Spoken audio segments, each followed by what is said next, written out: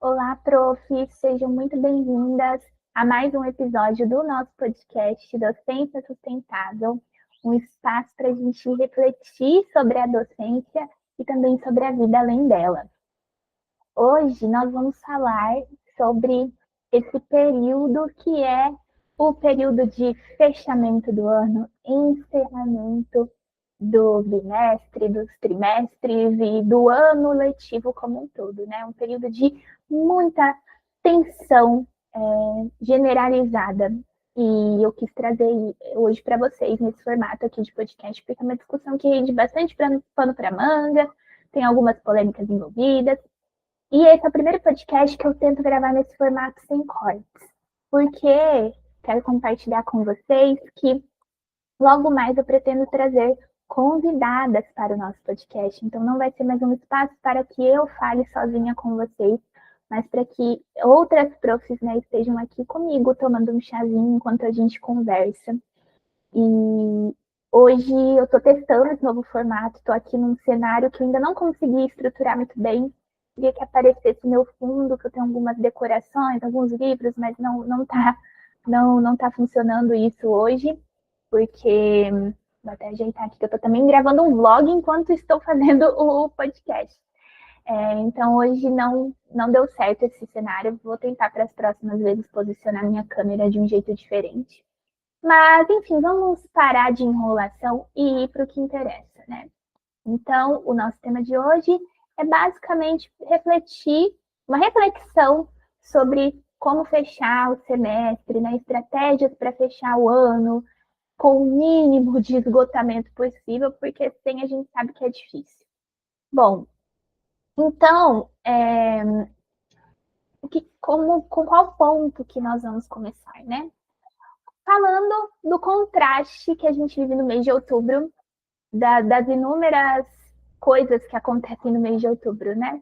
Semana da Criança, avaliações externas chegando, então aquela cobrança, né? Aquela pressão por aprimoramento, encerramento dos conteúdos, tudo isso junto, né, também do dia do professor, que é um momento aí em que a gente é um pouco mais colocado no centro da coisa do que no restante do ano, né? Então, é um momento de muitos acontecimentos. E ontem mesmo eu estava no encontro do programa Vida de Prof, que é o meu programa de organização pessoal para professores, e nós discutimos exatamente esse contraste e essa, de certa forma, hipocrisia que existe no fato da Semana da Criança coincidir com esse período de avaliações externas, porque nós temos que parar tudo por uma semana, né? Todo o processo de aplicação do conteúdo mesmo, né? Para poder fazer atividades diferenciadas e o quanto que isso causa ansiedade nas crianças, né? Então as crianças entram em frenesia durante a Semana da Criança e também em nós, professores, de certa forma, né? Porque a gente sabe que vem aí uma semana de muito trabalho, então a gente também fica com essa sensação de ansiedade. E durante esse ano eu me coloquei um pouco, eu consegui elaborar uma análise sobre esse período, no sentido de que eu tô fora pela primeira vez, né, de sala de aula depois de muitos anos, aí depois de 7 anos, estando presente de alguma forma nessa semana das crianças, né, então nos últimos 7 anos, só na pandemia mesmo, ali em 2020, que não houve esses eventos comemorativos, mas em todos os outros anos, né, eu pude participar de algo, seja no ensino fundamental ou na educação infantil ou no ensino médio, né? Porque até no ensino médio está tendo esse movimento, né, de retomada aí da infância, no Dia das Crianças, na Semana das Crianças. E eu pude, então, olhar de fora pela primeira vez e perceber quão caótico e quão problemático o fato de que o que isso causa, né? O que a Semana da Criança causa. Isso é muito sintomático, pelo fato de que a gente vive um sistema educacional que não prioriza as brincadeiras, a ludicidade em outros momentos. Sobretudo por conta dessa questão da pressão por resultados e das avaliações externas, né? Então, a gente tem aí uma contradição muito forte na própria estrutura do nosso sistema educacional, né? Que cobra coisas muito opostas. Então, ao mesmo tempo que é cobrado que a gente aplique metodologias ativas, né? A questão do conteúdo vem muito forte e o conteúdo, ele, claro, ele casa com a metodologia ativa porque a gente precisa de uma estratégia para poder passar o conteúdo, mas é no sentido mesmo metodológico, né? Uma prova tradicional, ela não combina com a proposta das metodologias ativas, então a gente entra em uma grande contradição, em um grande dilema enquanto profissionais da educação. E eu estive refletindo muito sobre isso nos últimos dias e compartilhei isso com as minhas colegas, que são minhas alunas, lá dentro do programa Vida de Prof. Se você se interessa por diálogos, reflexões coletivas, assim, e por organizar a sua rotina para além da sala de aula, eu quero também te fazer esse convite para você entrar no programa Vida de Prof. As inscrições ficam sempre abertas, eu vou deixar o link aqui na descrição do episódio desse podcast. Mas voltando então ao assunto que é o fim de ano e estratégias para lidar com isso, eu acho que parte muito da esfera individual, né? Infelizmente a gente precisa então criar em meio a essa loucura, a gente precisa criar estratégias individuais para sobreviver ao caos. E aí é isso que eu quero trazer aqui com vocês, né? Algumas possibilidades que a gente pode desenhar, que a gente pode caminhar, criar caminhos. E já adianto, não tem uma resposta, uma única resposta, não tem uma fórmula mágica, tudo é construção. A gente acredita nisso na sala de aula, então também acreditamos nisso para a nossa vida, né, profissional, pessoal, enfim, em todas as esferas. Então vamos lá. Como que a gente organiza a demanda nessa época do ano, né? Organizar a demanda é uma questão muito pessoal, porque cada demanda, cada lugar, né, cada contexto tem as suas demandas e as suas especificidades. Mas o principal é a gente estabelecer tempo para isso. Não no sentido de que você tem que trabalhar em casa ou nada ou algo do tipo, mas realmente, independente se você tem hora de atividade ou não, aí é uma outra questão, né, que a gente pode discutir, que é o tempo de horário de planejamento para dar conta dessas demandas. Não é sobre isso não é nesse mérito que eu estou entrando, tá? Eu estou entrando no tempo que você tem para fazer. Você tem uma demanda e você tem que cumprir aquela demanda. E aí, quando eu falo disso, é sobre estabelecer tempos no sentido de que você vai fazer aquilo naquele tempo estabelecido. Então, você vai impor um limite, mesmo que não exista esse limite na prática. Porque quando a gente não estabelece limite, é o que geralmente causa o fato de a gente não sempre ter algo para fazer. Porque é assim mesmo, né? A docência, a gente sabe que é isso. Se a gente não impõe um limite, por exemplo, vou colocar uma situação hipotética, tá? Trabalho numa escola particular que só me paga a hora aula, não me paga a minha hora de planejamento, nem de correção de provas, eu tenho uma pilha de provas para corrigir. Eu tenho que fazer isso porque faz parte do meu trabalho, embora a escola não me pague, o que é totalmente errado, mas não é isso que está em discussão, a gente está falando do que é posto, ok? Como é que eu vou me organizar? Bom, eu vou tirar uma hora do meu sábado, do meu domingo para fazer isso. Uma hora. Ah, não consegui concluir nessa uma hora. Então eu vou pensar em aumentar isso, porque eu vi que em uma hora não dá. Então eu vou pensar em 2 horas. Mas 2 horas não deu. Também a gente não pode ir flexibilizando muito a situação, né? Porque senão daí fica insustentável. Então a ideia é chegar em um ponto ok, e estabelecer aquilo como limite. Então, se você viu que 2 horas é o suficiente, então estabeleça isso. Você vai passar aquelas 2 horas dedicada à correção, àquela demanda do dia, e depois você vai se desligar totalmente. E precisa, assim, ser total. Eu, Yasmin, estou chegando a um ponto de me desconectar até das redes sociais aos domingos, para não receber nada, né? Porque o algoritmo é isso, ele vai mandar para a gente coisas de professor, ainda mais eu que trabalho com isso, né? Com conteúdo para professoras, então eu busco me desconectar total, ainda mais nessa fase de transição, em que me pega muito, às vezes, ver alguns vídeos de professoras em sala de aula, embora eu ainda esteja em sala de aula, mas é um contexto diferente, né? Eu sou professora de cursinho pré-vestibular voluntária, então é outra pegada, né? Não é nada formal. E então pega a gente, né? Ter esse contato direto com o contexto da escola, então é bom a gente ter um momento para nos desconectar totalmente.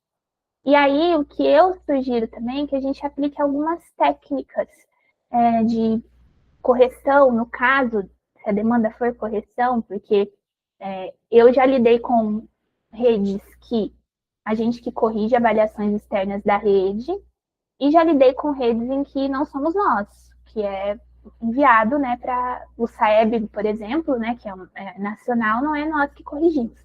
Mas na minha rede, né, em que eu trabalhava, tinha isso da gente ter que corrigir aquela montoeira de provas, quando eram os simulados. Então, existem algumas técnicas que a gente pode adotar, né, para fazer isso mais rápido. Então, eu costumo corrigir página por página. Então, eu vou fazendo essa correção em lotes, né? Então, pego ali. Hoje eu vou corrigir uma página, a primeira página da prova. Aí eu corrijo todas as primeiras páginas de todos os alunos. E aí depois eu corrijo todas as segundas, porque eu vejo que facilita mais, eu começo a automatizar as respostas, que na maioria das vezes são objetivas, né? Então eu começo a automatizar a resposta certa e aí fica mais mecanizado, fica uma coisa mais mecanizada e mais prática de fazer mesmo, né? Mais rápida também.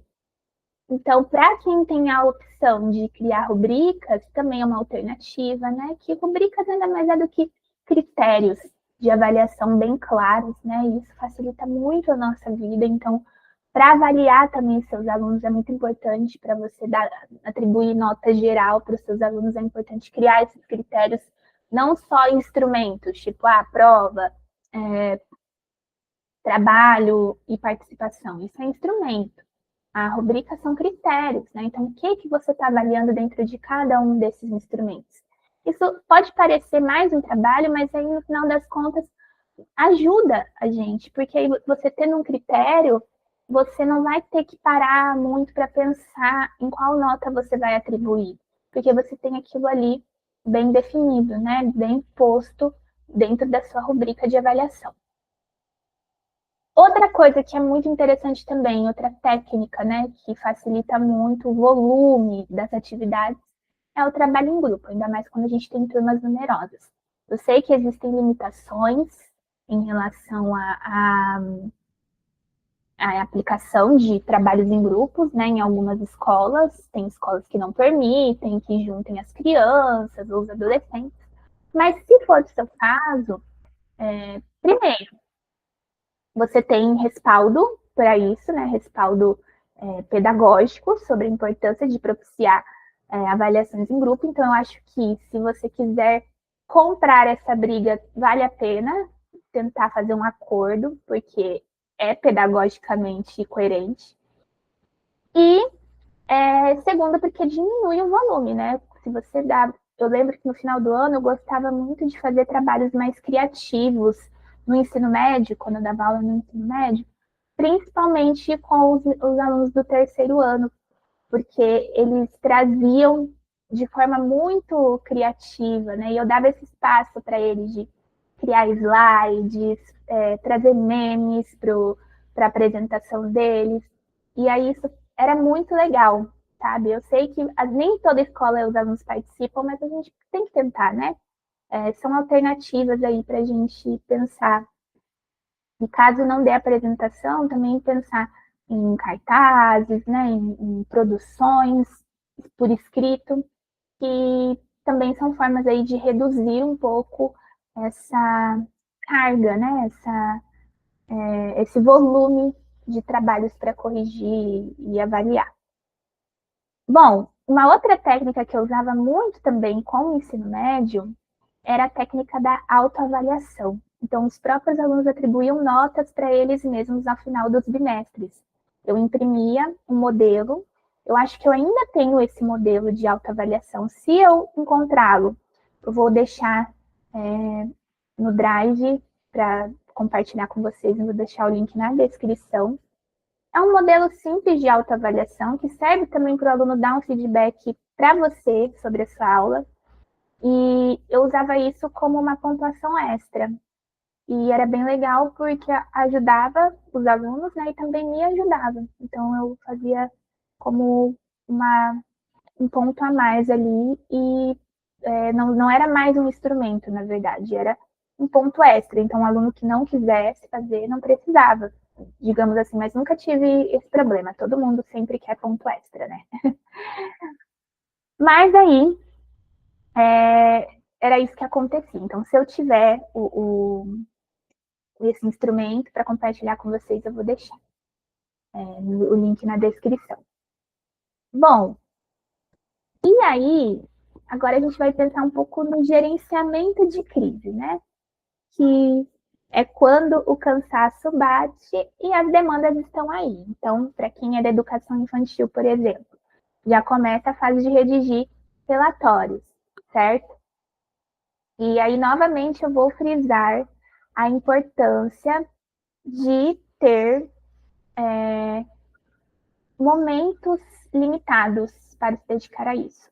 Então, no meu caso, né, que tinha 1 hora por dia de planejamento, eu tentava estabelecer metas diárias de escrita, na época de escrita dos relatórios. E você pode fazer o mesmo com correção, né? Estabelecer metas diárias de correção ou de avaliação, enfim. Vai depender da demanda que você tem. Mas estabelecer metas diárias também faz com que a gente gerencie melhor o nosso tempo e, e as próprias demandas, né? O volume de demandas. Então, a gente vai vendo ali. Foi assim que eu descobri quantos relatórios eu conseguia escrever por dia. E claro que tinha dias que eu não conseguia, mas eu sabia que eu era capaz. Então, eu sempre visava aquilo, aquela meta.